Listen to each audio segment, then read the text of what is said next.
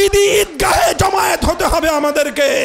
আর যদি প্রয়োজন হয় আল্লাহর দ্বীনের জন্য, কোরআনী শাসনের জন্য মাথায় কাফনের কাপড় পরে শহীদি ঈদগাহে শাহাদাতের রক্ত দিতে কারা কারা প্রস্তুত?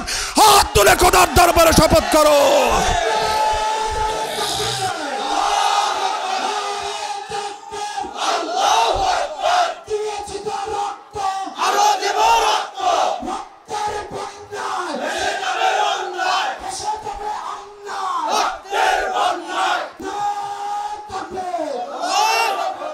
আমি আল্লাহর দ্বীনের ঝান্ডা নিয়ে সামনে আগাতে থাকবো।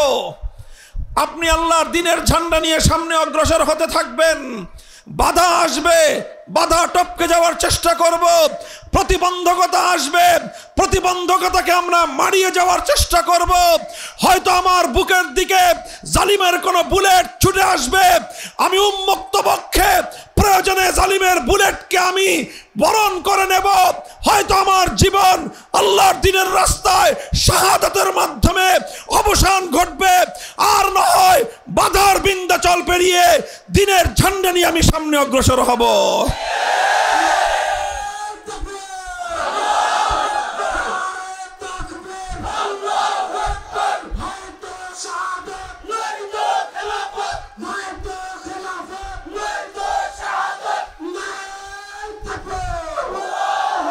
আমারে পথ চলা কোনোদিন থেমে যাবে না। চলতে চলতে হাত্তা ইয়াকুনা মুনতাহাহুল জান্নাহ, যতক্ষণ পর্যন্ত খোদার জান্নাতে আমার পাও না পড়বে, খোদার জান্নাতের দুয়ারে আমি যতক্ষণ পর্যন্ত আমি আমার পাও রাখতে না পারবো, ততক্ষণ পর্যন্ত আমার পথ চলায় কোনো ক্ষান্তি নাই। চলবো তো ইনশাআল্লাহ? সাহায্য করবেন কে? আমার এবং আপনার কাজ হলো আল্লাহর দ্বীনের ঝান্ডা নিয়ে সামনে অগ্রসর হয়ে যাওয়া। এখানে কুল হাল তারাব্বাসুনা বিনা ইল্লা ইহদাল হুসনাইন, কুল হাল তারাব্বাসুনা বিনা ইল্লা ইহদাল হুসনাইন। হে দুনিয়ার কাফের মুশরিক বেঈমানের দল, তোমাদের কাছে আমাদের স্পষ্ট পয়গাম। তোমরা যারা অনেক সময় আমাদেরকে ভীত সন্ত্রস্ত করে তুলতে চাও, তোমরা যারা অনেক সময় আমাদেরকে ভয় দেখাতে চাও, তোমরা যারা অনেক সময় আমাদের পথ চলাকে রুদ্ধ করে দিতে চাও, তোমাদের প্রতি আমাদের পয়গাম হাল তারাব্বাসুনা বিনা ইল্লা ইহদাল হুসনাইন। আমরা দুই পরিণামের যে কোনো একটার জন্য অপেক্ষমান, ইম্মাল ফাতহু ওয়া ইম্মাস শাহাদা। হয় আমরা দ্বীনের বিজয় অর্জন করে কালেমার ঝান্ডা উড্ডীন করব, আর সেটা না পারলে শাহাদাতের সুধা পান করে খোদার জান্নাতের মেহমান হব।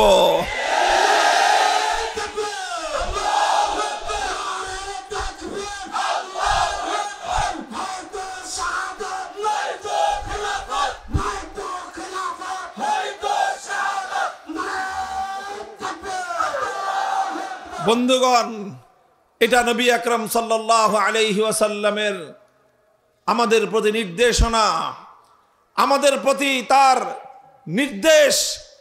তিনি তার উম্মতকে কথাই বলেছেন, হাত্তা ইয়াকুনা মুনতাহাহুল জান্নাহ। মুমিন দুনিয়াতে বিশ্রাম করতে আসে না, মুমিন দুনিয়াতে বিলাসিতা করতে আসে না, মুমিন দুনিয়াতে আরাম আয়েশ করতে আসে নাই। আরে মুমিন তো দুনিয়াতে এসেছে আল্লাহর দ্বীনের জন্য কাজ করতে। আল্লাহর দ্বীনের জন্য কাজ করা, এটাই হলো মুমিনের জীবনের উদ্দেশ্য। হ্যাঁ, দুনিয়াতে যেহেতু থাকতে হয়, থাকার প্রয়োজনে কিছু টাকা পয়সার দরকার হয়, এই জন্য মুমিন কখনো চাকরি করে। থাকতে হলে খেতে হয়, পান করতে হয়, বাসস্থানের ব্যবস্থা করতে হয়, এই জন্য মুমিন কখনো ব্যবসা করে। থাকতে হয় এই জন্য মুমিন থাকার বাড়ি বানায়, কিন্তু বাড়ি বানানো মুমিনের উদ্দেশ্য নয়, ব্যবসা করা মুমিনের উদ্দেশ্য নয়, চাকরি করা মুমিনের উদ্দেশ্য নয়। মুমিনের উদ্দেশ্য হলো আল্লাহর দ্বীনের ঝান্ডা আল্লাহ পাক তার হাতে দিয়েছেন, এই ঝান্ডা নিয়ে সে চলতে থাকবে যতদিন তার দেহে প্রাণ আছে, যতদিন তার ধমনীতে রক্তের প্রবাহ আছে, যতদিন তার হৃদয় স্পন্দন আছে, ততদিন সে চলতে থাকবে। মরণ চলে আসলে মরতে থাকবে, চলতে থাকবে। যতক্ষণ দেহে প্রাণ আছে তার আগ পর্যন্ত সে থেমে যাবে না। ভাই, এটা আমাদের শুধু কথা নয়, এটা শুধু রাসূল আকরাম সাল্লাল্লাহু আলাইহি ওয়াসাল্লামের নির্দেশনা নয়, এটাই সিরাতুন নবী, এটাই নবী জীবনের আদর্শ। শুধু এমন না যে আল্লাহ নবী উম্মতকে বলেছেন, উম্মতকে অর্ডার দিয়ে নিজে আরামে ঘুমিয়েছেন, ব্যাপারটা এমন নয়। আমাদের নবী তেমন কোন নবী না যে তিনি কর্মীদেরকে মাঠে পাঠিয়ে দিয়ে নিজে আরামে ঘুমাবেন না। আমার নবী প্রতিটা ক্ষেত্রে প্রয়োজনের সময় তিনি নিজে ঝুঁকি নিয়েছেন, তিনি নিজে অগ্রসর হয়েছেন, অন্যদেরকে সাথে নিয়ে তিনি এগিয়ে গিয়েছেন। আল্লাহর নবী যত রকম বাধাই আসুক, যত রকম প্রতিকূলতা আসুক, অথবা যত রকম অনুকূল পরিবেশ হোক, অনুকূল প্রতিকূল কোন পরিবেশেই রাসূল আকরাম সাল্লাল্লাহু আলাইহি ওয়াসাল্লাম সামনে চলা বন্ধ করেন নাই। আমরা আল্লাহর নবীর সিরাতকে যদি, নবীর জীবনটাকে যদি আমরা খুব সংক্ষেপে একটু দেখি, কয়েকটা মৌলিক ঘটনাকে যদি আমরা একটু পর্যালোচনার মধ্যে আনি, আমরা দেখতে পাবো আল্লাহর পয়গম্বরের নবুয়তের 23 বছরের জিন্দেগি। হেরার গুহায় তিনি নবুয়তের আলো পেলেন, ওহীর সন্ধান তিনি পেলেন, আল্লাহর কোরআন নাজিল হওয়া শুরু হলো। আল্লাহ পাক রব্বুল আলামিন আমাদের নবীকে নবুয়ত দিলেন, রিসালাত দিলেন, হুকুম করলেন এবার যান দুনিয়ার মানুষকে আপনি একত্ববাদ এবং তাওহীদের দাওয়াত দিন। নবী আকরাম সাল্লাল্লাহু আলাইহি ওয়াসাল্লাম তাওহীদের দাওয়াত নিয়ে তিনি তার কওমের কাছে, তার জাতির কাছে গেলেন। গোটা আরব, গোটা মক্কার অধিবাসীদেরকে একত্রিত করে মক্কার মানুষকে তিনি ডেকে বললেন, ইয়া আইয়ুহান নাস কুলু লা ইলাহা ইল্লাল্লাহ তুফলিহু। হে মক্কাবাসী, তোমরা যদি সফলতা চাও, তোমরা যদি মুক্তি চাও, তোমরা যদি নাজাত চাও, এক উপায় বলো লা ইলাহা ইল্লাল্লাহ। যে ব্যক্তি লা ইলাহা ইল্লাল্লাহ বলবে সেই একমাত্র সফলতা অর্জন করতে পারবে। এই যে দাওয়াত দেওয়া শুরু করলেন, প্রথম দিন থেকে আল্লাহর নবীর সামনে বাধা এসে দাঁড়ালো। নবীজি একদিকে মক্কার মানুষকে লা ইলাহা ইল্লাল্লাহ বলার জন্য তিনি ডাক দিলেন, সঙ্গে সঙ্গে আবু লাহাব দাঁড়িয়ে গেল, বলল তাব্বাল্লাকা সাইরাল ইয়াউম আলিহাযা জামাতানা। আবু লাহাব চিৎকার করে উঠল, হে মুহাম্মদ, তুমি ধ্বংস হও। তুমি কি আমাদেরকে এই কথা বলার জন্যই ডেকেছিলে? তুমি আমাদেরকে বাপদাদার ধর্ম ছেড়ে দিতে বলতেছ? তুমি ধ্বংস হয়ে যাও। এই কথা বলে প্রথম দিন থেকে আল্লাহর নবীর সঙ্গে শত্রুতা পোষণ করা শুরু হয়েছে। শত্রুতা এসেছে, যত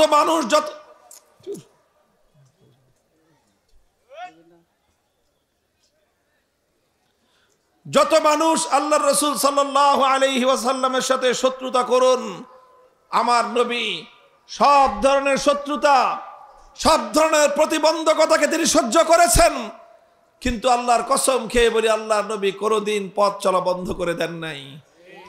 নবীজি দাওয়াত দিয়েছেন রাতের অন্ধকারে, নবীজি দাওয়াত দিয়েছেন দিনের আলোতে, প্রভাত রশ্মিতে, সন্ধ্যার গধূলি বেলায়। আল্লাহর পয়গম্বর মক্কার মানুষের কাছে কাছে দাওয়াত নিয়ে গিয়েছেন, কারো কাছে শতবার, কারো কাছে 1000 বার। পবিত্র মক্কার মাটিতে একজন মানুষ এরকম অবশিষ্ট ছিল না যার কাছে আমার নবী দ্বীনের দাওয়াত নিয়ে না গিয়েছেন। নবীজির এই দাওয়াতে স্বল্প সংখ্যক মানুষ ঈমান কবুল করেন, তাওহীদের দাওয়াতকে কবুল করেন। যারা এই দাওয়াত গ্রহণ করলেন, সঙ্গে সঙ্গে তাদেরকে নিয়ে নবীজির দ্বিতীয় মেহনত শুরু হয়ে গেল। হযরত আরকাম ইবনে আবিল আরকাম রাদিয়াল্লাহু তাআলা আনহু, তার বাড়ি দারে আরকামে আল্লাহর নবী মাদ্রাসা কায়েম করলেন। যারা ঈমান কবুল করে তাদেরকে তিনি সেখানে শিক্ষা দান করেন। সেই শিক্ষা দান করাটা এত সহজ ছিল না। মক্কার সকল অন্যায় অত্যাচারীদের, মক্কার সকল জালিম রক্ত পিপাসুদের চোখ ফাঁকি দিয়ে সেখানে নিয়ে এক একজনকে সঙ্গোপনে দ্বীনের শিক্ষা দিতে হতো। কারণ মক্কার কুরাইশরা টের পেলে যে এখানে কেউ নবীর দ্বীন শিক্ষা গ্রহণ করতেছে, এটা টের পেলে তার জীবনে হুমকি নেমে আসতো। রাসূল আকরাম সাল্লাল্লাহু আলাইহি ওয়াসাল্লাম দিনের বেলায় দাওয়াতের কাজ করতেন, রাতের অন্ধকারে সেই দারে আরকামের মধ্যে বসে সাহাবীদেরকে দ্বীনের তালিম দিতেন। এইভাবে দ্বীন তালিম এবং দ্বীনের তাবলীগ একসঙ্গে চলতে থেকেছে। সেখানে মানুষ ইসলাম কবুল করেছে। যাদের ঈমানের ব্যাপারে মক্কার অত্যাচারীরা অবগত হতে পেরেছে, তাদের উপর নেমে এসেছে ভয়াবহ জুলুম এবং নির্যাতনের স্টিম রোলার। হযরতে বেলাল হাবাসী মরুভূমির উত্তপ্ত বালুকার উপর ওনাকে চিৎ করে শোয়ে বুকের উপর পাথর চাপা দেওয়া হয়েছে। হযরতে খাব্বাব ইবনুল আরাত রাদিয়াল্লাহু তাআলা আনহু, ওনাকে জ্বলন্ত আগুনের উপর শোয়ে দেওয়া হয়েছে। সেই জ্বলন্ত আগুনে চামড়া পুড়ে, গোশত পুড়ে, চর্বি গলে গলে সেই আগুন নিভে গিয়েছে, কিন্তু পাষণ্ডদের অন্তরের মধ্যে এতটুকু দয়ার উদ্রেক হয় নাই। হযরতে ইয়াসির রাদিয়াল্লাহু তাআলা আনহু ইসলাম গ্রহণ করবার অপরাধে ওনার দুটি পা দুই উটের সঙ্গে বেঁধে দিয়েছে। দুই উট দুই দিকে হাঁকায় নিয়ে গেছে। আল্লাহু আকবার। হযরতে ইয়াসির রাদিয়াল্লাহু তাআলা আনহু তার শরীর দ্বিখণ্ডিত হয়ে তিনি শাহাদাত বরণ করেছেন। ওনার স্ত্রী হযরতে সুমাইয়া রাদিয়াল্লাহু আনহা, আবু জাহাল নিজের হাতে বিষাক্ত ধারালো বল্লমের আঘাতে ওনার তলপেট দিয়ে বিদ্ধ করে ওনাকে শহীদ করে দিয়েছেন। বাপ মা দুজন শহীদ হওয়ার পর হযরতে আম্মার রাদিয়াল্লাহু আনহুকে পায়ের মধ্যে রশি বেঁধে মাথা নিচের দিকে দিয়ে কূপের মধ্যে ঝুলিয়ে রেখেছে ঘন্টার পর ঘন্টা। যত ধরনের জুলুম আর অত্যাচার হতে পারে সব মক্কার মাটিতে একটা একটা করে তারা বাস্তবায়ন করেছে। স্বয়ং আমাদের নবী মুহাম্মদ আরবি সাল্লাল্লাহু আলাইহি ওয়াসাল্লাম কাবা শরীফের সামনে নামাজ পড়তেছিলেন। আবু জাহাল পেছন থেকে এসে গলায় গামছা পেঁচিয়ে আমার নবীকে শ্বাসরুদ্ধ করে হত্যা করার চেষ্টা করেছে। নবীজি সিজদায় লুটিয়ে পড়েছেন। উকবা ইবনে আবি মুআইদ উটের ভুঁড়ি এনে নবীজির মাথার উপর ফেলে দিয়ে যে নবীকে শ্বাসরুদ্ধ করে হত্যার চেষ্টা চালিয়েছে। যত রকম ষড়যন্ত্র, যত রকম নির্যাতন হতে পারে, শিয়াবে আবি তালেবের মধ্যে আল্লাহর নবী এবং তার গোটা পরিবারকে একদিন দুই দিন নয় 3 বছর পর্যন্ত অবরুদ্ধ করে রেখেছে। কোনো খাওয়ার ব্যবস্থা নাই, থাকার ব্যবস্থা নাই। খোলা আসমানের নিচে বাচ্চাদেরকে নিয়ে 3 বছর অবস্থান করেছেন। গাছের পাতা খেয়ে জীবন ধারণ করেছেন, কিন্তু আল্লাহর নবী তার মিশন বাস্তবায়ন থেকে এক চুল পরিমাণ পিছপা হন নাই। এভাবেই চলতে চলতে 10 বছর পর্যন্ত চললেন। নবীজি দেখলেন যে মক্কার যাদের কপালে হেদায়েত ছিল তারা কবুল করে ফেলেছে, বাকি যেগুলো আছে দেখলেন যে এদের কপালে হেদায়েত নসিব হওয়া অনেক কঠিন। নবীজি মক্কার মানুষ থেকে অনেকটা নিরাশ এবং হতাশ হয়ে গেলেন, কিন্তু আল্লাহর নবী তার মিশন থামালেন না। মক্কার মানুষ কবুল করে না তো কি হয়েছে, নবীজি তায়েফে গেলেন। তায়েফে গিয়ে সকাল থেকে সন্ধ্যা সারা দিন এক একজন মানুষের কাছে গিয়ে গিয়ে দ্বীনের দাওয়াত দিতে আরম্ভ করলেন। 1 মাস পর্যন্ত তায়েফে এই দাওয়াতের মেহনত চালালেন। দুর্ভাগ্যজনকভাবে তায়েফের এত মানুষ, একটা মানুষও 1 মাসের মধ্যে কালেমা পড়ে নাই। শুধু নবীর দাওয়াত প্রত্যাখ্যান করেছে তাই নয়, বরং তারা নির্মম আচরণ করেছে আল্লাহর নবীর সঙ্গে। নবীজি কারো কাছে দাওয়াত দিতে গেলে সে দাওয়াত কবুল তো করেই না, উপরন্তু তায়েফের দুষ্ট সন্ত্রাসী বালকদেরকে ইঙ্গিত করে দেয়, লেলিয়ে দেয় যে তোমরা এই লোকটার উপর পাথরের বৃষ্টি বর্ষণ করো। এইভাবে আল্লাহর নবীর উপর পাথরের বৃষ্টি বর্ষণ হতে থাকে। নবীজি পাথরের আঘাতে আঘাতে রক্ত ঝরতে ঝরতে মাথার রক্ত পায়ে পড়ে, পায়ের চপ্পল পায়ের সাথে আটকে গিয়েছে। নবীজি বেহুশ হয়ে জমিনের মধ্যে পড়ে যান। আল্লাহর নবী যখন দুর্বল হয়ে মাটিতে পড়ে যান, তখন কিছু বয়স্ক লোক এসে নবীজির 2 হাত ধরে দাঁড় করায় দেয়, বলে আপনি চলে যান চলে যান। আর বালকদেরকে বলে এই তোরা আর মারিস না, আর মারিস না। এই কথা বলে যখনই আমার নবী 2 কদম সামনে আগান, এই লোকগুলোই আবার ওই দুষ্ট সন্ত্রাসীদেরকে উস্কানি দেয় যে আবার মার আবার মার। তারা আবার পাথরের বৃষ্টি বর্ষণ করে। এইভাবে একসঙ্গে একই সঙ্গে নবীর উপর পাথরের বৃষ্টি বর্ষণ করা হয়েছে, রক্তে রঞ্জিত করা হয়েছে, আবার সে রক্তের সঙ্গে উপহাস করা হয়েছে। যেমনটা আমাদের শাপলা চত্বরে আমাদের নবী প্রেমিক তৌহিদি জনতার বুকগুলোকে বুলেটের আঘাতে ঝাঁঝরা করা হয়েছে।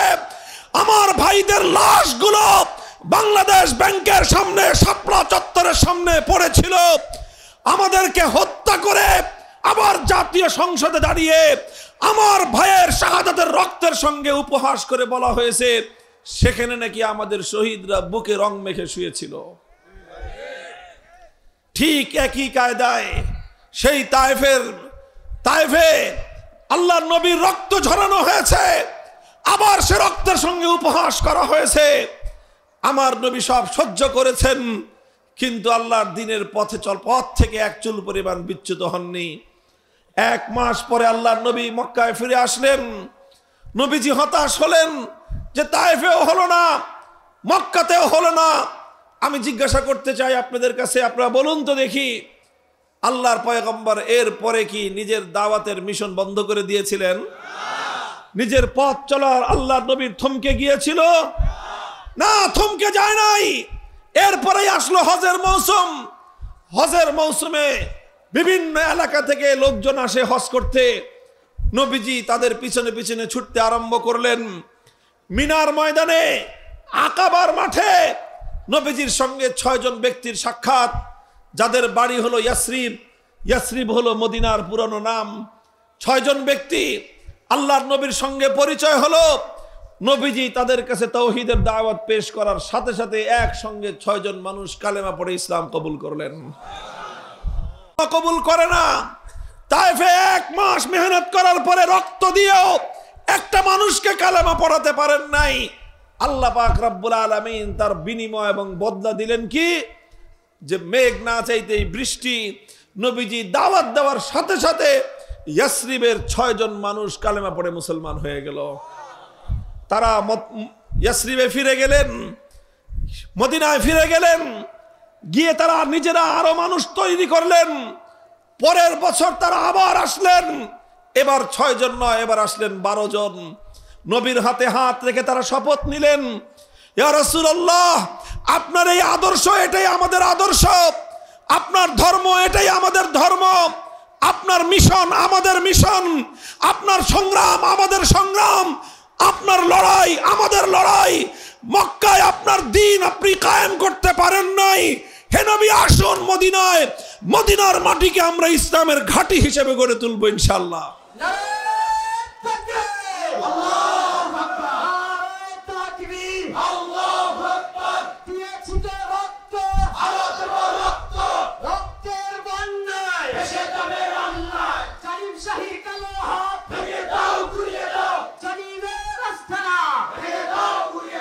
মুহতারাম হাজিরিন, দ্বিতীয় বছর 12 জন, এর পরের বছর আসলো 70 জন। মদিনা ইসলামের অনুকূল পরিবেশ কায়েম হয়ে গেল। 70 জন এসে নবীর হাতে হাত রেখে শপথ নিলেন, বায়াত হলো, বায়াতে আকাবায়ে সানিয়া হলো।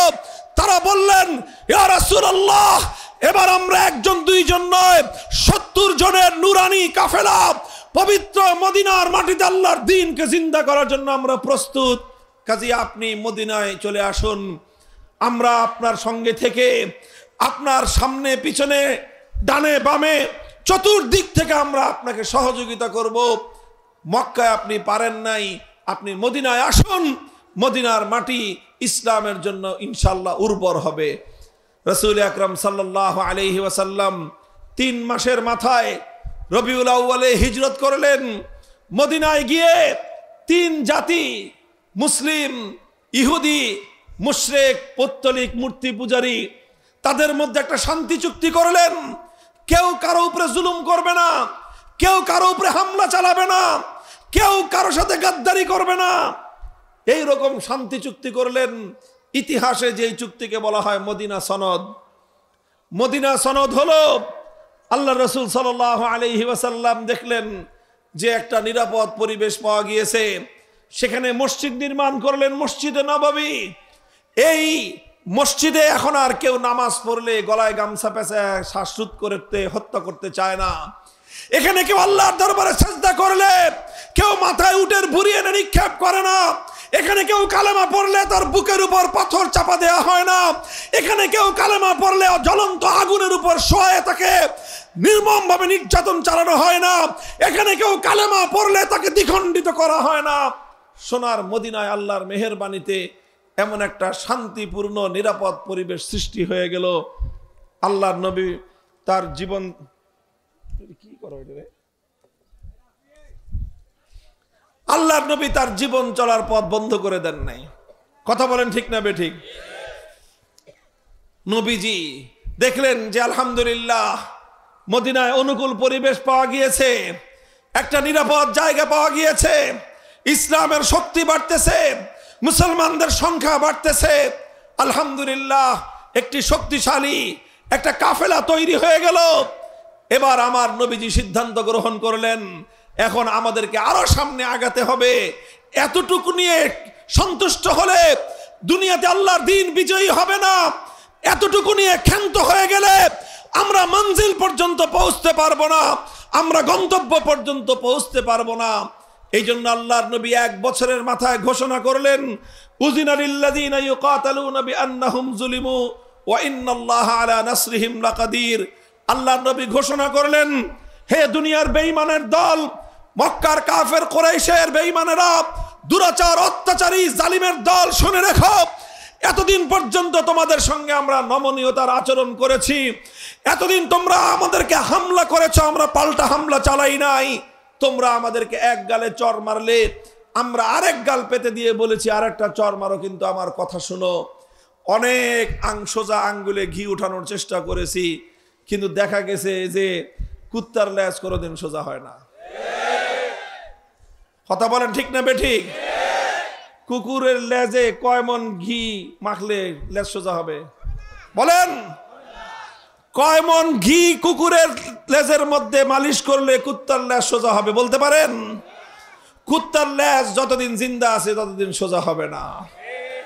যারা মনে করেন আল্লাহর দ্বীনের সব দুশমনরা সোজা হয়ে যাবে, তারা বোকার স্বর্গে বসবাস করেন।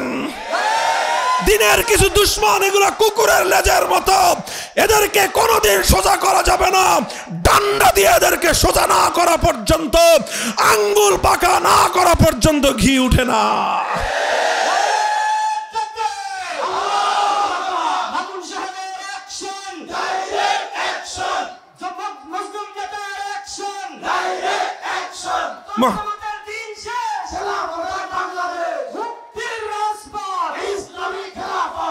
আল্লাহর নবী ঘোষণা করলেন, আল্লাহর পয়গম্বর ঘোষণা করলেন, এখন থেকে ইসলামের নীতি হলো, যারা ইসলামের উপর আঘাত করতে আসবে, যারা আল্লাহর দ্বীনের বাতি, আল্লাহর দ্বীনের প্রদীপ যারা নিভিয়ে দিতে আসবে, যেই কালো হাত কোন নির্যাতিত নিপীড়িত মজলুম মুসলমানকে হামলা করতে আসবে, এখন আর এমনি ছেড়ে দেওয়া হবে না।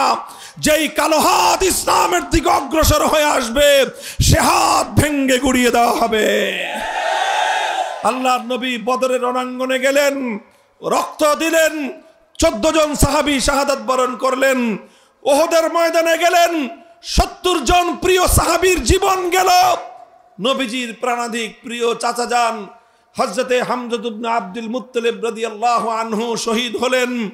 বেঈমানের দল ওনার বক্ষ বিদীর্ণ করে, কলিজা বের করে চিবায়ে চিবায়ে খেলো। আমার নবীর শরীর, নবীজির রক্তক্ষরণ হলো হৃদয় থেকে। আমার নবী নিজে মাথা ভাঙলেন, দান শহীদ করলেন। সর্বশরীর থেকে রক্ত ঝরতে ঝরতে আমার নবী বেহুশ হয়ে জমিনে পড়ে গেলেন। কিন্তু আমার নবী ওই অবস্থাতেও সাহাবায়ে কেরামকে ডেকে ডেকে বললেন, ইলাইয়া ইবাদাল্লাহ, ইলাইয়া ইবাদাল্লাহ, হে আল্লাহর বান্দারা, আমাদের জীবন যেতে পারে, আমরা শহীদ হতে পারি, যতদিন এই জমিনে একজন ইমানদার থাকবে ততদিন আল্লাহর দ্বীনের ঝান্ডা ভুলুণ্ঠিত হতে পারে না। নবীজি সামনে অগ্রসর হলেন। খন্দকের জিহাদ হলো। অভাব, অনটন, ক্ষুধা, তৃষ্ণা, দারিদ্র্যের কষাঘাতে জর্জরিত, পেটে পাথর বাঁধলেন। অভাবের কারণে পেট শূন্য হয়ে পেটে পাথর বেঁধেছেন, কিন্তু আল্লাহর দ্বীনের পথ থেকে নবীজি এক চুল পরিমাণ পিছপা হন নাই। আল্লাহর পয়গম্বর সামনে অগ্রসর হতে থাকলেন। ইত্যবসরে মদিনায় ইহুদি সম্প্রদায় একটার পর একটা গাদ্দারি করলো। বনু কাইনুকা গাদ্দারি করলো, বনু নজির গাদ্দারি করলো। নবীজি এক একটা গাদ্দারকে দৃষ্টান্তমূলক শাস্তি দিলেন। প্রথম দুই সম্প্রদায় বিশ্বাসঘাতকতার অপরাধে তাদেরকে মদিনা থেকে বহিষ্কার করলেন। সর্বশেষ সবচেয়ে বড় গাদ্দারিটা করেছিল বনু কুরাইজা। এই গাদ্দারির পরে আল্লাহর নবী তাদেরকে দৃষ্টান্তমূলক শাস্তি দিলেন। আল্লাহর নবীর সিরাত পড়লে দেখা যায় নবীজি সব অপরাধ ক্ষমা করতেন, গাদ্দারির অপরাধ কোনোদিন ক্ষমা করতেন না। খবরদার মুসলমান, যারা না বুঝে ভুল করে তওবা করলে তার অপরাধের ক্ষমা আছে, কিন্তু যারা জাতির সঙ্গে গাদ্দারি করবে, বিশ্বাসঘাতকতা করবে, সেই গাদ্দারি আর বিশ্বাসঘাতকতার কোনো ক্ষমা নাই। আমার নবী একদিনে 800 দুরাচার বিশ্বাসঘাতক গাদ্দার ইহুদির মৃত্যুদণ্ড কার্যকর করেছিলেন। কয়শো? 800 গাদ্দারকে একদিনে মৃত্যুদণ্ড দিয়ে তাদেরকে দৃষ্টান্তমূলক শাস্তি প্রদান করে নবীজি সতর্ক করেছেন, খবরদার ইসলামের সঙ্গে যেন কেউ গাদ্দারি করার দুঃসাহস না দেখায়। মুহতারাম হাজিরিন, একটা পর্যায়ে আসলো সোনার মদিনায় সব মানুষ কালেমা পড়ে নিল। আর কোনো বেঈমান নাই, ইহুদি নাই, মুশরিক নাই, কোনো মূর্তি পূজারী নাই। সোনার মদিনা শান্তির শহরে পরিণত হলো। সোনার মদিনায় আল্লাহর দ্বীনের দুর্ভেদ্য ঘাটিতে পরিণত হলো। আমি জিজ্ঞাসা করতে চাই, তখন কি আল্লাহর নবী এমন চিন্তা করেছেন যে যাক মদিনার শহর পেয়েছি, একটা রাষ্ট্র হয়েছে, দিন কায়েম হয়ে গেছে, আর বেশি চিন্তা করার দরকার কি, এবার মদিনা নিয়েই আমরা ক্ষান্ত থাকি? নবীজি এমন চিন্তা করেছেন না।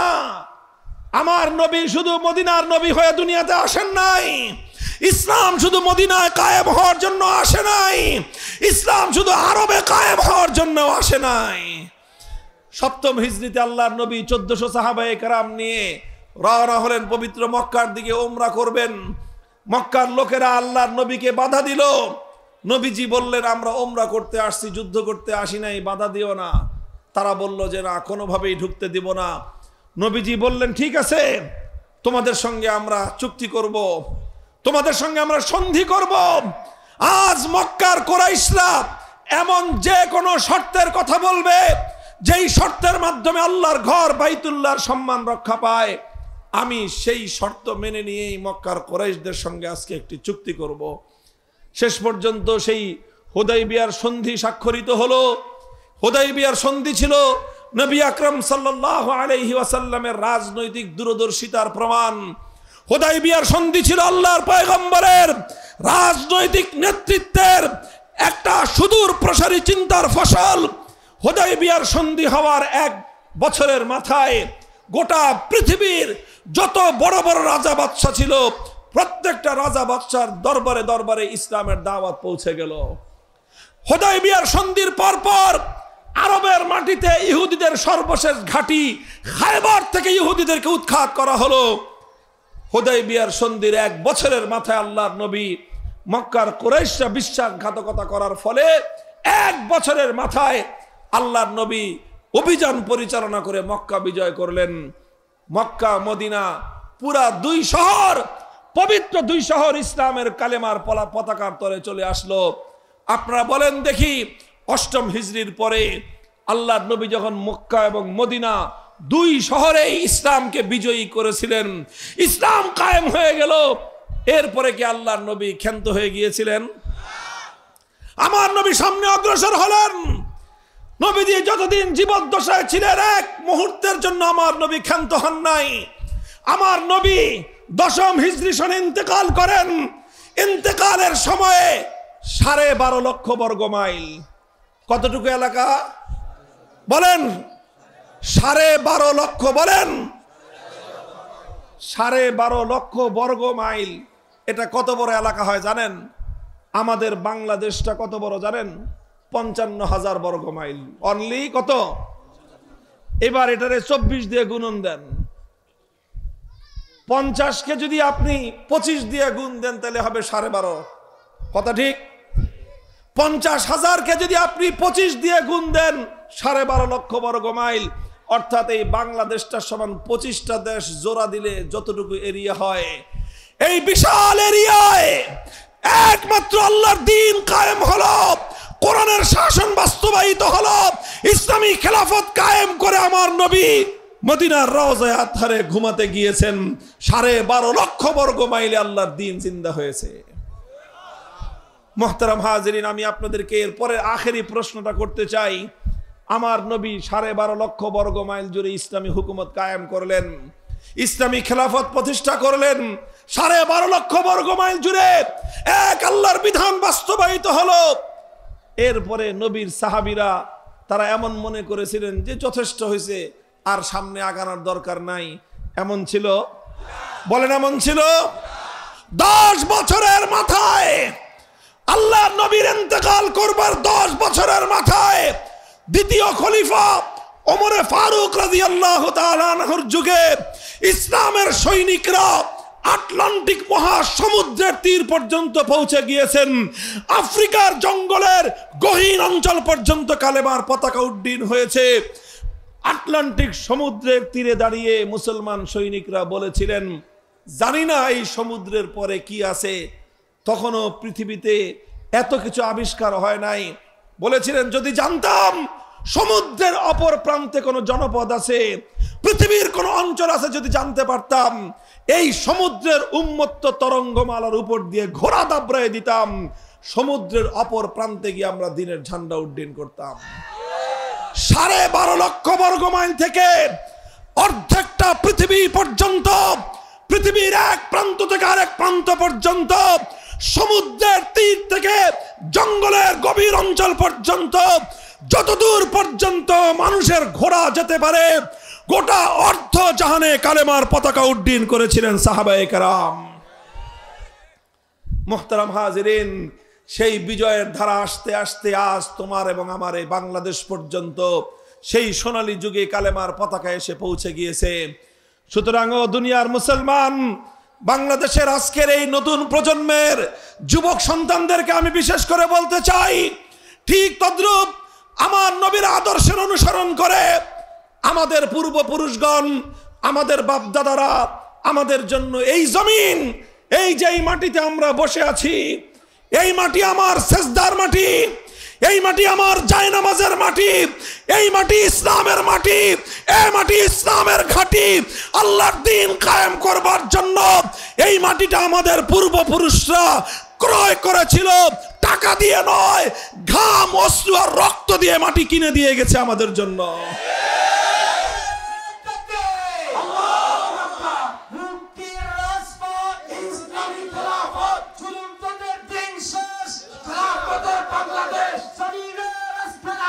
আমি আপনাদেরকে শুধু বলতে চাই, আখেরি পয়গাম, হে বাংলার মুসলমান, তোমরা তোমাদের বাপদাদার সঙ্গে গাদ্দারি করো না।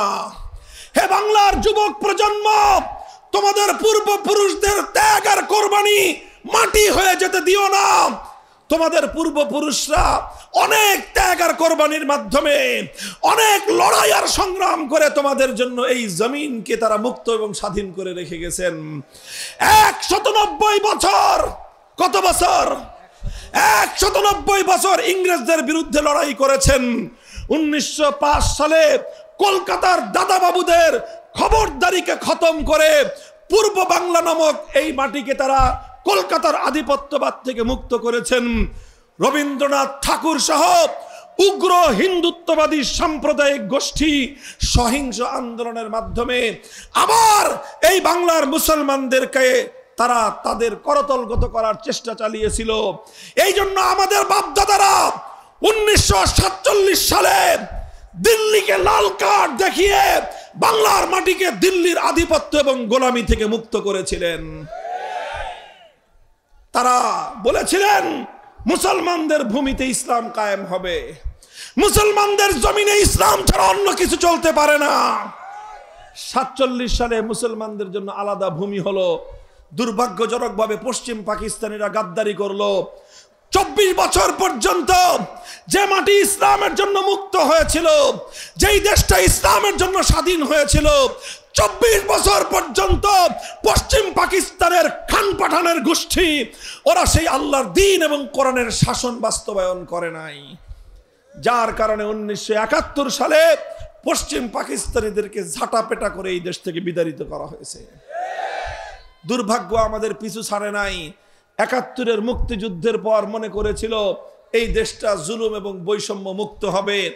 যিনি মুক্তিযুদ্ধে নেতৃত্ব দিলেন তিনি মুক্তিযুদ্ধের সময় পশ্চিম পাকিস্তানে থাকলেন বন্দী। মুক্তি পাওয়ার পর গেলেন লন্ডন। দেশের মানুষ আশা করেছিল লন্ডন থেকে তাদের নেতা তাদের দেশে আসবে, নতুন স্বাধীন সদ্য স্বাধীন দেশ। কিন্তু তাদের নেতা জাতিকে হতাশ করে তার প্লেন দেশের স্বাধীন মাটিতে নয়, বরং দেশের স্বাধীন মাটিতে আসার আগে নয়াদিল্লিতে ল্যান্ড করলো। তিনি গেলেন ভারতের প্রধানমন্ত্রী শ্রীমতী ইন্দিরা গান্ধীকে কুর্নিশ করতে। তিনি তাকে কুর্নিশ করলেন, আর আসার সময় সেই ভারতের প্রধানমন্ত্রী তার পকেটের মধ্যে একটা ছোট্ট প্রেসক্রিপশন লিখে দিলেন। তিনি সেই প্রেসক্রিপশন নিয়ে এসে 72 সালে একটা সংবিধান রচনা করলেন। সেই সংবিধানের মাধ্যমে আমাদের পূর্বপুরুষদের 200 বছরের ত্যাগ এবং কোরবানিকে জলাঞ্জলি দিয়ে স্বাধীন এই মাটিকে ভারত মাতার চরণতলে বলি দিয়ে দিলেন। তিনি সেখানে লিখলেন এই দেশটা চলবে ধর্মনিরপেক্ষতার ভিত্তিতে। অথচ বাংলার মানুষ ধর্মনিরপেক্ষতার জন্য ইংরেজদের বিরুদ্ধে লড়াই করে নাই। বাংলার মানুষ 47 সালে ধর্মনিরপেক্ষতার জন্য দেশটাকে দিল্লির গোলামীর জিঞ্জির ছিন্ন করে আজাদ করে নাই। বাংলার মানুষ 71-এর মুক্তিযুদ্ধ ধর্মনিরপেক্ষতার জন্য করেন নাই। কিন্তু 72 সালে সেই ইসলাম বিরোধী কুফরি মতবাদ ধর্মনিরপেক্ষতা বাংলার মানুষের কাঁধে চাপিয়ে দেওয়া হলো। এরপরের 24 বছরের ইতিহাস বাংলার মানুষের সঙ্গে গাদ্দারির ইতিহাস। এরপরে 54 বছর ধরে এই ধর্মনিরপেক্ষ মতবাদের ভিত্তিতেই বাংলার মানুষের অধিকারকে দাবায় রাখবার চেষ্টা করা হয়েছে। ইসলাম প্রতিষ্ঠার আন্দোলন এবং সংগ্রামকে দাবায় রাখার চেষ্টা করা হয়েছে। যারাই যখন ইসলাম প্রতিষ্ঠা করতে চেয়েছে, যারা ইসলামের কথা বলতে চেয়েছে, বলে তুই জঙ্গিবাদী। ইসলামের কথা বললেই বলে তুই মৌলবাদী। ইসলাম কায়েমের কথা বললেই বলে তুই রাজাকার। ইসলাম কায়েমের কথা বললেই বলে তোরা রাজাকারের নাতিপুতি। এই বলতে বলতে বলতে বলতে বাংলাদেশের 4 কোটি ছাত্র জনতা, স্কুল, কলেজ, আলিয়া মাদ্রাসা, পাবলিক ইউনিভার্সিটি, প্রাইভেট ইউনিভার্সিটি, কওমি মাদ্রাসা, সব ছাত্ররা বলল যে আমরা দিল্লির আধিপত্য চাই না, আমরা ঢাকার নেতৃত্ব চাই। তারা বলল আমরা ভারতের গোলামি করার জন্য এই দেশকে মুক্ত স্বাধীন করি নাই। তিনি বললেন যারা ভারতের আধিপত্য মানে না তারা রাজাকারের নাতিপুতি। ছাত্ররা বলল অধিকার চাইলে যদি রাজাকার হতে হয়, দেশটাকে দিল্লির গোলামির শেকল থেকে মুক্ত করার জন্য স্লোগান তুললেই যদি রাজাকার হতে হয়, প্রত্যেকটা শিক্ষাঙ্গনে আওয়াজ উঠল তুমি কে আমি কে। সেই দিনই সেই স্বৈরাচারীর যেই কফিন, সেই কফিনে প্রেক লেগে গেছে। এরপরে শুধু জানাজাটা বাকি ছিল। 5ই আগস্ট দুপুর বেলায় সেই জানাজাও শেষ। আমার বক্তব্য এখন আপনাদের কাছে, হে বাংলার যুবকরা, তোমাদেরকে নিয়ে সারা দুনিয়ার কুফরি শক্তির মাথা খারাপ। বাংলার যুব প্রজন্মকে নিয়ে, শ্রমিকদেরকে নিয়ে, ইয়াং জেনারেশনের যারা শ্রমিক তাদেরকে নিয়ে সারা দুনিয়ার কুফরি শক্তি, ইউরোপ আমেরিকার মাথা খারাপ। কেন মাথা খারাপ? আগে শুধু মাদ্রাসার হুজুররা ইসলাম চাইতো, এখন দেখা যায় হুজুরদের চেয়ে বেশি ইসলাম চাই স্কুল কলেজ ইউনিভার্সিটির পোলাপান। হুজুরদের চেয়ে বেশি ইসলাম চাই এই সকল কৃষক শ্রমিকরা। মাথা খারাপ হয়ে গেছে ওদের। ইনশাআল্লাহ মাথা খারাপ হতে হতে ওরা বদ্ধ উন্মাদ আর পাগল হয়ে যাবে। বাংলার মুক্তিকামী এই তারুণ্যকে রুখে দিতে পারবে না কেউ।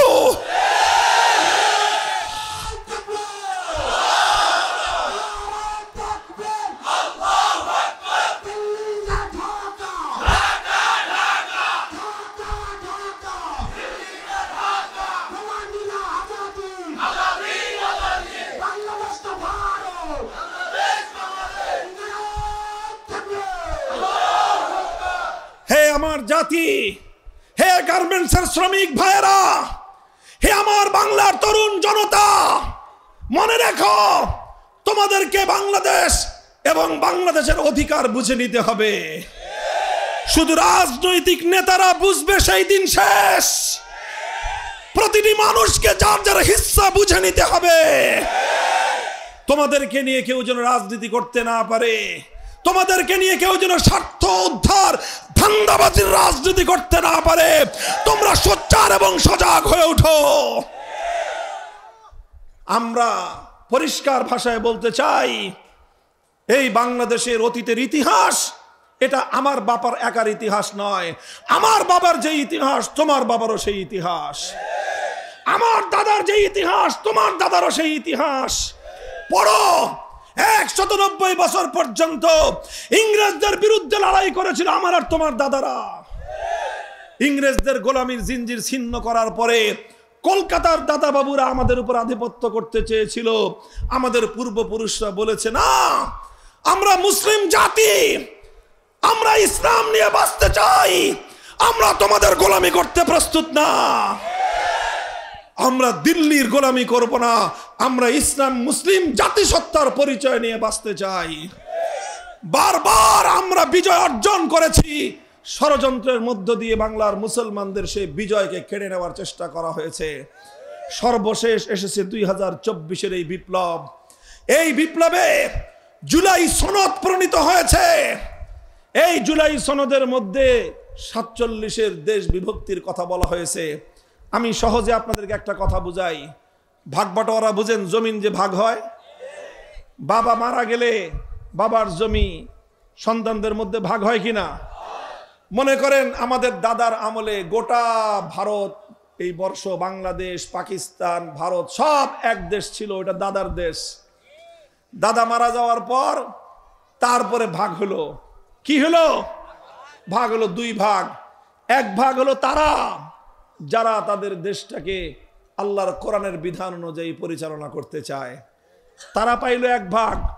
আরেক ভাগ পাইল তারা যারা তাদের দেশটাকে ধর্মনিরপেক্ষ আদর্শের উপর চালাতে চায়। পরিষ্কার কথা, যারা ধর্মনিরপেক্ষতার উপর দেশ চালাতে চায় তারা বড় অংশটা পাইছে, মাখনটা পাইছে, ক্রিমগুলো সব ওরা খাইছে। খা, মাখন খা, ক্রিম খা, দিল্লি খা, হায়দ্রাবাদ খা, সব তোরা খা। বিশাল ভারত ধর্মনিরপেক্ষতাবাদীরা নিছে। আমাদের মুসলমানদেরকে ছাটমাট দিছে, খালি এইখান দিয়ে বাংলাদেশ একটু, ওখান দিয়ে একটু পাকিস্তান। ঠিক আছে, যা, তোরা বেশি খা। আমাদের অল্প একটু ভূখণ্ড দেওয়া হয়েছে বাটোয়ারার সময়, 47-এর ভাগ বাটোয়ারার সময়, দেশ বিভাগের সময় আমরা অল্প একটু এলাকা পাইলাম। সেই এলাকায় নিয়ে আমরা এখন বসবাস করতেছি। এরপরে বাপের আমল গেল, পাকিস্তানের আমল। 71 সালে ওটার মরণ হয়ে গেল। এবার আমাদের ভাই ভাইদের এই বাংলাদেশের হিস্সা। বলেন, দাদার আমলে যেই ভাগ বটোয়ারা হয়েছে, আপনার বাবা আপনার দাদার কাছ থেকে যেই অংশ পেয়েছে, আপনার বাবার মৃত্যুর পরে সেই অংশ যদি আপনার চাচা এসে দাবি করে, আপনারা ভাইয়েরা আপনার বাবার অংশ থেকে চাচা অথবা চাচতো ভাইদেরকে হিস্সা দিবেন? আপনার বাবার অংশ থেকে আপনারা বেঁচে থাকতে আপনার চাচা চাচতো ভাই অন্য কারো হিস্সা এবং অধিকার থাকতে পারে? 47 সালে দাদার আমলে এই জমিন ভাগ বাটোয়ারা করে ধর্মনিরপেক্ষতার জন্য ভারত আর মুসলমানদের জন্য, ইসলামের জন্য বাংলাদেশকে বন্টন করা হয়েছে। এখন বাংলাদেশে তোমরা ধর্মনিরপেক্ষতার গান গাও, কাহিনীটা কি? তোমাদের যদি ধর্মনিরপেক্ষতা এত পছন্দ হয়, চলে যাও সেই দেশে যেই দেশে ধর্মনিরপেক্ষতা আছে, যেই দেশে আপা আছে। যাও, তোমার আপা ধর্মনিরপেক্ষতা চেয়েছে, ধর্মনিরপেক্ষতার দেশে চলে গেছে। আপার জ্ঞাতি গোষ্ঠী আন্ডা বাচ্চা ছাও যা আসো, পছন্দ না হলে ধর্মনিরপেক্ষতার জন্য সেই দেশে চলে যাও। যারা আপাকে নতুন করে খালাম্মা বানাইতে চাও, তোমরাও চলে যাও। আর আমরা পরিষ্কার বলি, আমরা তোমাদেরকে বিতাড়িত করতে চাই না। আমরা বলতে চাই, এ দেশে তোমরা থাকবা, আমরা থাকবো, সবাই থাকবে, তবে এ দেশে থাকতে ইসলাম মেনেই থাকতে হবে।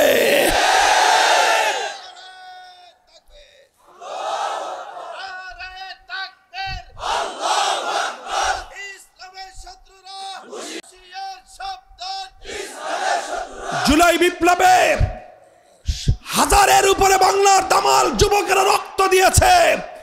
এই বিপ্লব করেছে দেশটাকে সেই দাদাবাবুদের আধিপত্যবাদ থেকে মুক্ত রাখার জন্য। কাজেই এই রক্তের সঙ্গে গাদ্দারি করা চলবে না। একটা সনদ প্রণীত হয়েছে, জুলাই সনদ। অনেকে মনে করে জুলাই সনদের কাম কি?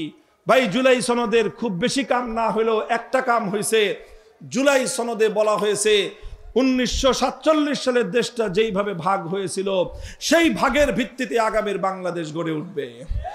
জুলাই সনদে বলা হয়েছে 2013 সালে শাপলা চত্বরে নবী প্রেমিক তৌহিদি জনতাকে নির্বিচারে জালিম স্বৈরাচারী শক্তি পাখির মতো গুলি করে হত্যা করা হয়েছে। সেই নবী প্রেমিকদের বীরত্বগত ইতিহাস জুলাই সনদের মধ্যে বর্ণনা করা হয়েছে।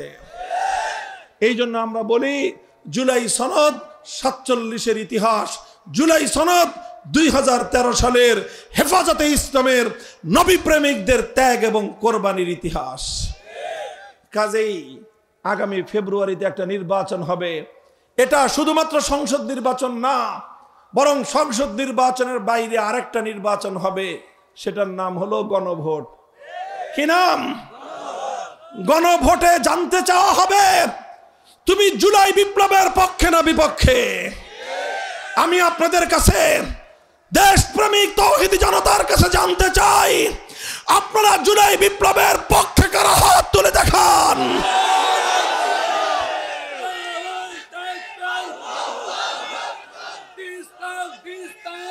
যারা জুলাই বিপ্লবের পক্ষে গণভোটে হাঁ বাক্সে ভোট দিবেন, গণভোটে হাঁ বাক্সে ভোট দিবেন তো ইনশাআল্লাহ?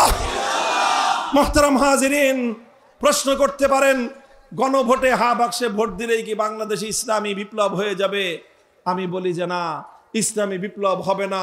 তবে ইসলামী বিপ্লবের ক্ষেত্রে আমরা আরেক ধাপ আগাতে পারবো। আমরা ইসলামী বিপ্লবের দ্বার প্রান্তে উপনীত।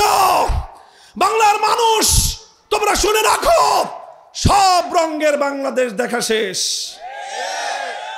একবার আমরা দেখেছি সোনার বাংলাদেশ। সোনার বাংলাদেশের গল্প শুনে আমরা পেয়েছি একদলীয় বাংলাদেশ। আরেকবার শুনেছি আমরা নতুন বাংলাদেশ, পেয়েছি পুরাতন বাংলাদেশ। এরপরে শুনেছি আমরা সবুজ বাংলাদেশ, পেয়েছি ধূসর বাংলাদেশ। এরপরে শুনলাম নতুন না, সবুজ না, সোনার না, ডিজিটাল বাংলাদেশ। কি দেখলাম? আমার দেশের কৃষক, শ্রমিক, এই গার্মেন্টসের শ্রমিক ভাইয়েরা, বোনেরা তিল তিল করে উপার্জন করে 1 কেজি 100 টাকার পণ্য কিনেন, 15 টাকা ভ্যাট কেটে নিয়ে যায় সরকার। আপনি 100 টাকার নুন কিনলে 85 টাকার নুন পান। ক টাকার? 85 টাকার নুন পান, 15 টাকা ভ্যাট যায়। চাল কিনবেন, 85 টাকার চাল পাবেন, 15 টাকা ভ্যাট। ডাল কিনবেন, 85 টাকার ডাল পাবেন, 15 টাকা। এইভাবে মেহনতি মানুষের মাথার ঘাম পায়ে ফেলানো ট্যাক্সের পয়সা জড়ো হয় দেশের জন্য, জাতির জন্য। সেই টাকা জমা থাকে বাংলাদেশ ব্যাংকে। ডিজিটাল বাংলাদেশ মানে হলো এই, ব্যাংকে তালা মারা ঠিক থাকবে, ডিজিটাল কায়দায় হাজার হাজার কোটি টাকা চুরি হয়ে বিদেশ চলে যাবে। ডিজিটাল বাংলাদেশ মানে দেখেছি কি আমরা? এদেশের আমাদের রেমিটেন্স যোদ্ধা, আমাদের ভাইয়েরা, বোনেরা বিদেশে রাত দিন 24 ঘন্টার মধ্যে 16 ঘন্টা পরিশ্রম করে দেশে টাকা পাঠায়। সেই টাকা দেশে আসে, ডিজিটাল কায়দায় বিদেশে গিয়ে বেগম পাড়া হয়ে যায়। এই হলো ডিজিটাল বাংলাদেশ। আমাদের দেখা শেষ। সব রঙের বাংলাদেশ দেখা শেষ। সোনার বাংলাদেশ দেখা শেষ। নতুন বাংলাদেশ দেখা শেষ। সবুজ বাংলাদেশ দেখা শেষ। ডিজিটাল বাংলাদেশও দেখা শেষ। এবার আমরা একটা বাংলাদেশ দেখতে চাই। সেই বাংলাদেশ হলো ইসলামের বাংলাদেশ, আল কোরআনের বাংলাদেশ, খেলাফতের বাংলাদেশ।